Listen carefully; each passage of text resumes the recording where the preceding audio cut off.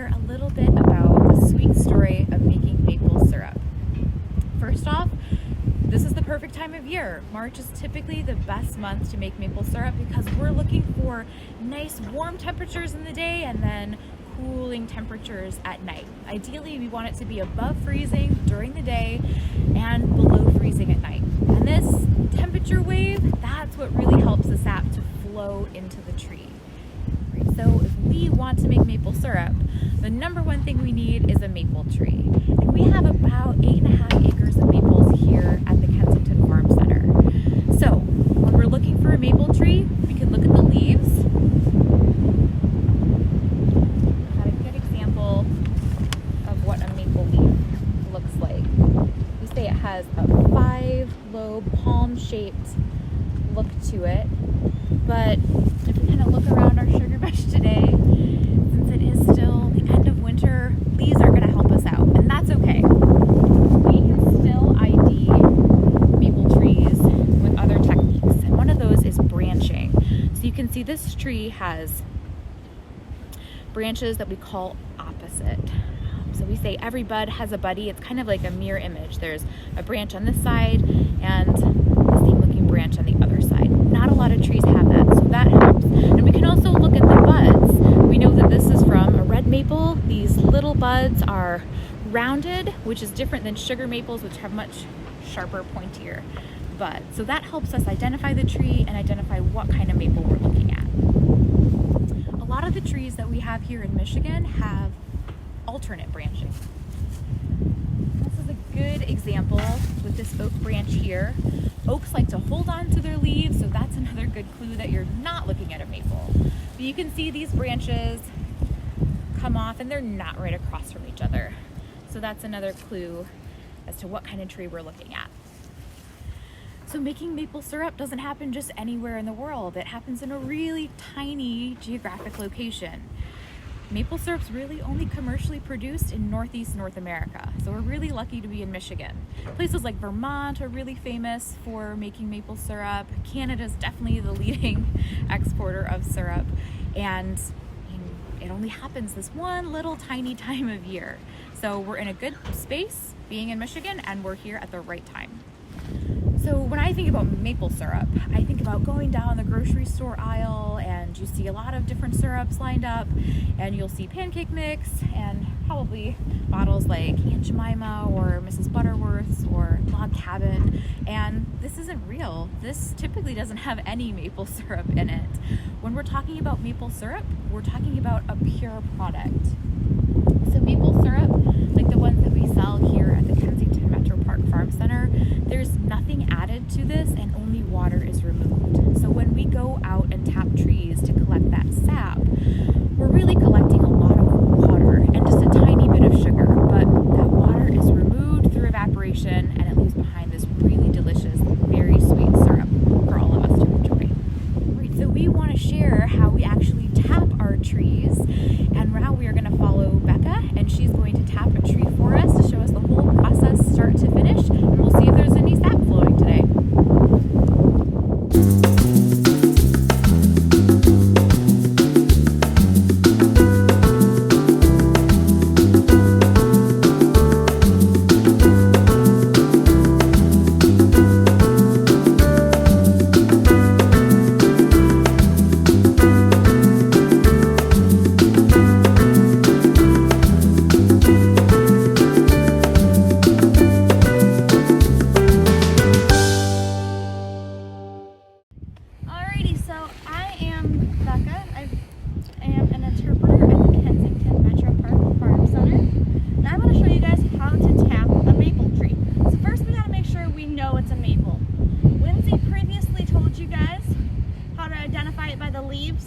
Or by the branches and the leaves, that every bud has a buddy.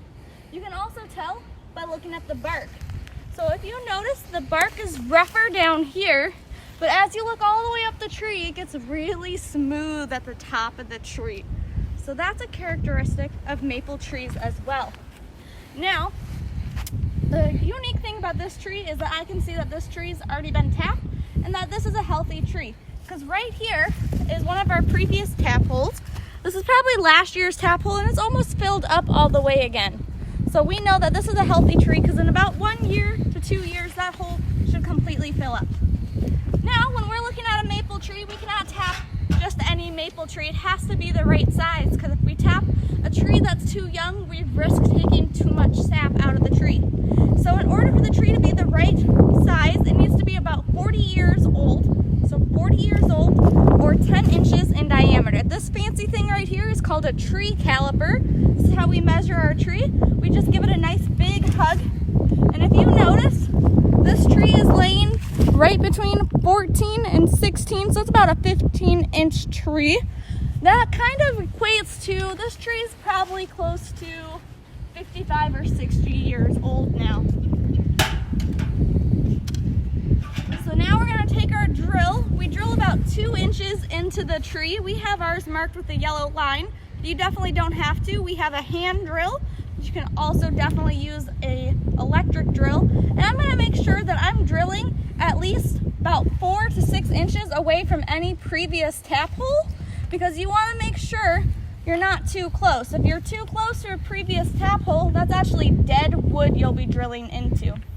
So as I'm drilling into the tree, I'm drilling at a slightly upward angle, and you see the nice pith and the sawdust coming out of the tree. It looks like it's a little wet, so we may get some sap flow. We'll have to see. The temperatures weren't exactly right last night, but sometimes Mother Nature surprises us and lets us get sap from the tree, even though the conditions aren't exact.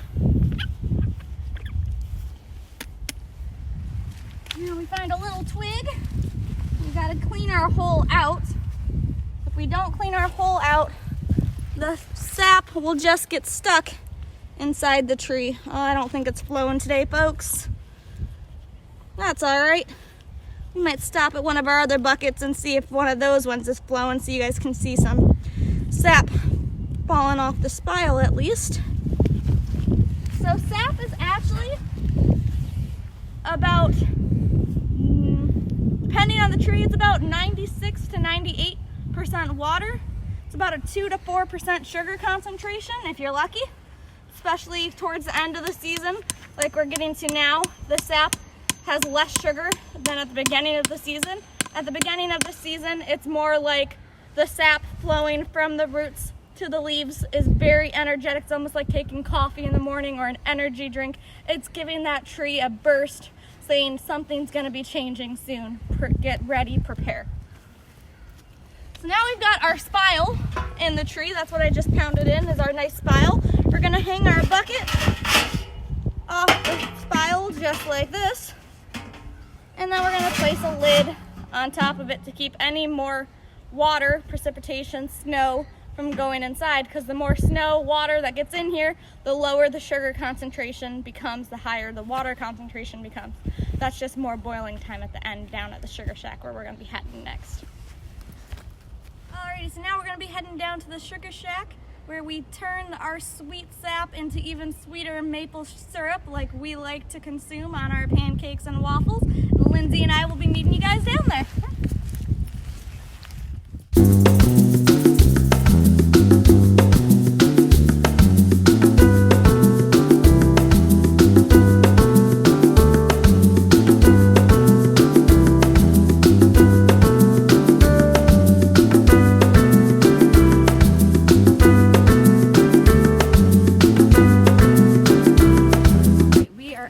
Shack here at Kensington and our farm center. So Becca showed how we tap a tree, and our whole process with tapping a tree is to collect that sap. So this is where all the sap is brought. When we collect from all the buckets, it comes here to our sugar shack. We filter the sap and we put it in a really large holding tank, which you can see behind me. Now we need to get this sap to a much higher sugar content. Sometimes we'll let people taste the sap coming out of the tree and we'll say, what does it taste like? And most of the time people say, it just tastes like water, because it really is mostly water. So here we have the whole process of evaporation going on with our evaporator, and we have a brand new evaporator this year.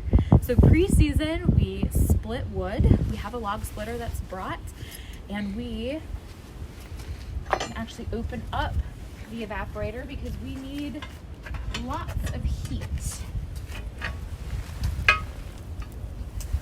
So inside, you can see the whole firebox. There are fins in the back, and that's increasing the surface area. It's making the pans really, really hot to help evaporate that water off. So we get a nice roaring fire going, we get a nice boil.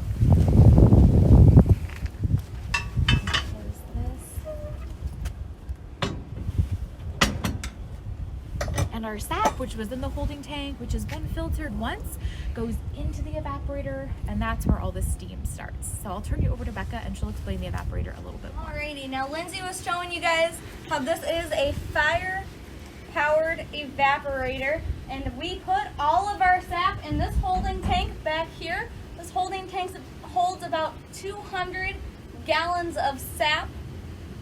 So how we get the sap to flow from this holding tank into our evaporator is we use a tubing system. So our tubing system runs from the holding tank into the evaporator through a valve. Now this valve opens and closes. There's a float box back here, and it opens and closes as the water level in the float box goes down. So you guys have something in your house that works much the same way.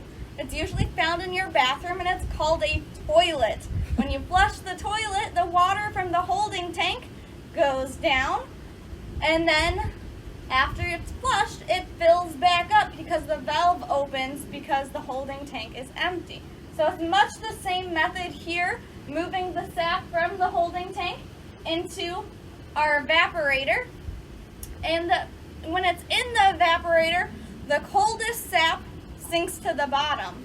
That's because the colder it is, the higher the density. Just like how hot air rises, cold air sinks, same with fluids. The hot fluid that was in the fins deep into the fire has now been pushed up from the cold sap entering, and that cold sap is now in the fins. And then as the process continues, it'll go all the way through here into this box right over here, and once it hits this box, then it starts flowing again based on density and sugar concentration. So it'll flow all the way on down till it's right over here, and right here is where you have the closest to syrup. Now I'm gonna pull some out, and it's got some of the brown caramel color, but if you guys notice, it doesn't look super sticky. It's still quite watery, not ready to go on pancakes yet. So another way to test whether or not it's ready to be poured onto pancakes or be drawn off and finished is not only by looking at the viscosity, like I was saying, the stickiness of it, we can also look to temperature. Now we're looking for a temperature of 219 degrees. Once it reached 219, it is maple syrup. We were currently at probably about 170 or so when I pulled it out. It's of course cooling as I pulled it out of the hot sap. Another way we can know is we can look for a hydrometer.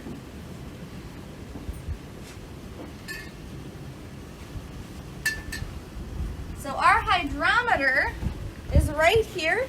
It looks like a thermometer does, but this measures sugar concentration in the sap.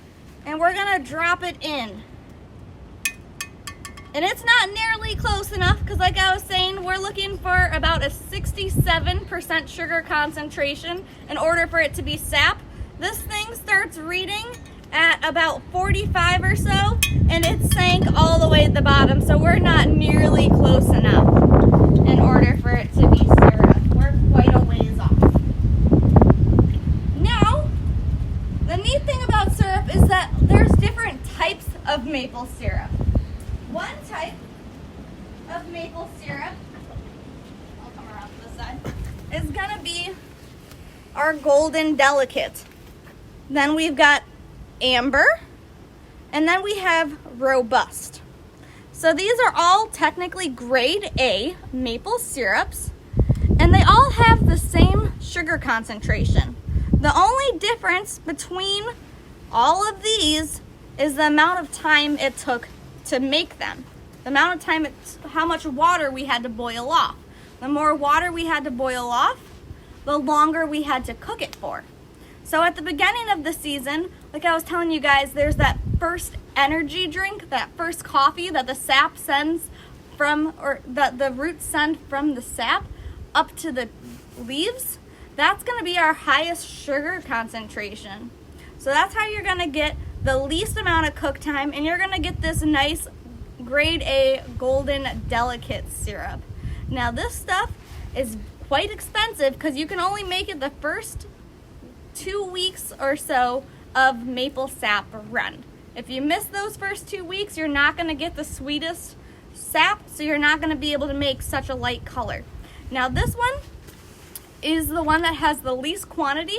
You can't really find it in the stores, and it doesn't really taste very strong of maple. That maple flavor actually comes from the cooking process. So then this is about your mid-season sap. So it takes a little bit longer to cook it. So it gets a little more brown, a little more caramelized. And it tastes a little bit more like our traditional maple syrup that we have in stores. Now this one is closer to the end of season, mid-season. And this one is the one you're gonna find in stores. This is what we call our grade A dark robust.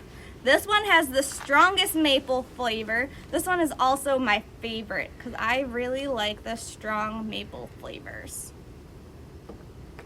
So the evaporator looks big to me. I mean, this huge shiny metal new contraption that we have here at the farm center, but this is a really small evaporator. If we were a big time commercial outfit and we were really making maple syrup to sell, we would have an evaporator that's as big as our office building. So we're doing this on a small scale and kind of more showing what a hobbyist would do or a really small producer. So the evaporator looks complicated, but I think of it as a maze. So the more the sap goes through and winds its way through the channels, the denser it becomes, the closer it gets to syrup. Now, since it's wood-fired, we usually pull the sap when it's really getting towards the end, when it's really looking like syrup, the temperature's getting up there, getting my mist feel. We will typically pull our sap and finish it inside, just because wood leads to inconsistencies in heating and we don't want to burn it. I mean, we've gathered so much sap and we know that it takes on average about 40 gallons of sap to make 1 gallon of maple syrup. So we finish it inside. And I'm making maple syrup at my own farm and we're doing the same thing. I don't have an evaporator, but I'm using a propane stove outside. And the main reason evaporators are outside and I'm, doing maple syrup on a propane stove outside is just because you can see it's a really steamy process. So if you were to do this completely in your own home on your stove, your paint and your wallpaper in your kitchen would just totally peel off. But even I take my syrup that's getting really close and I finish it on a smaller pan inside my house when I could really watch the temperature. So Becca talked about grading syrup. We can show that again. So we've got the golden delicate, amber rich, and dark robust. The thing that I like about syrup, and the fun fact, is that it used to be graded differently. It used to be graded A, B, and C, but everybody assumed that the A syrup was the best and the C syrup was significantly not so good, because that's how, school's graded. So they changed the grading. They have them all grade A. And we like to think of it like, coffee, where there's, different flavors that people like. Some people like a really, more like a strong, robust coffee, and some people like more of that robust flavor in their syrup. And some people like, a little bit more delicate coffee, a little bit finer, and some people like that more golden delicate syrup. But it's not like one grade's better than the other, it's just a difference in taste preference. Thank you guys so much for joining us and learning about the sweet story of maple. You can definitely try this next year. We'll be out here, as always, every weekend during the month of March. We've got special days for homeschoolers as well. Thank you guys.